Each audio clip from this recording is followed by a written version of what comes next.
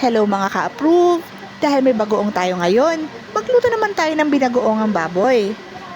Una ay magpakulo tayo ng lempo ng baboy. Timplahan natin ito ng paminta at asin. Habang hinihintay natin itong lumambot, prituhin naman natin yung hiniwang talong. At pagkatapos niyan, iset aside muna natin. Pag lumambot na yung ating baboy, tanggalin na muna natin yung sabaw. Hintayin natin magmantika yung baboy o medyo mag-brown siya. Tapos itabi na muna natin ito. Gagamitin din kasi natin yung kawaling yan. Diyan natin gigisahin yung bawang, sibuyas at kamatis. Pagkagisa natin ito, ay ilalagay naman natin yung baboy. Pagkatapos ay maglagay tayo ng 1 cup ng sabaw na pinagpakuluan natin kanina. Hintayin lang natin itong kumulo at halu-haluin din natin.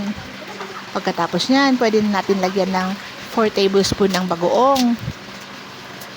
Haluin lang ulit natin. Tapos ay isusunod din natin ilalagay yung pinirito nating talong. Haluin lang natin ito. At pagkatapos niyan, pwede na natin iserve. Busog na naman ang ating tiyan ito.